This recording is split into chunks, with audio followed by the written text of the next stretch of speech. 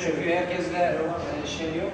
Geçen öyle geliyor. Bana ben gelecek geliyor. Biri oradan bağırıyor.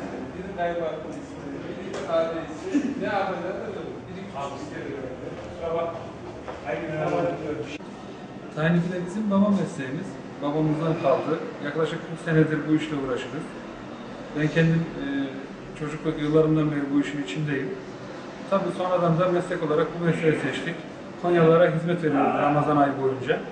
Ramazan'da her gün, Ramazan haricinde haftada bir gün, Perşembe günleri olmak üzere tahinli pide satışımız ve satış imalatımız devam ediyor. Tahinli pide çeşit olarak sade tahinli pide, cevizli tahinli pide, cevizli tereyağlı, cevizli kaymaklı olarak 4 şekilde hazırda bulunuyor. Bunların dışında başka çeşitler de var ama onlar sipariş üzerine yapılıyor, hazırda değil.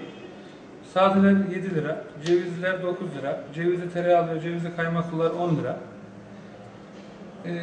Hijyen koşullarına elimizden geldiği kadar dikkat etmeye çalışıyoruz. Özel kutularımız var. Kutularımıza paketliyoruz. Şehir içinde olsun, şehir dışında olsun. Hatta ülke dışına bile gönderdiğimiz yerler var. Ama şehir dışı özellikle Türkiye'nin 80 vilayetine gönderi yapıyoruz kargo şirketleriyle. Kargoları evlerine kadar insanlarımızın, vatandaşlarımızın kapısına kadar gönderiyoruz.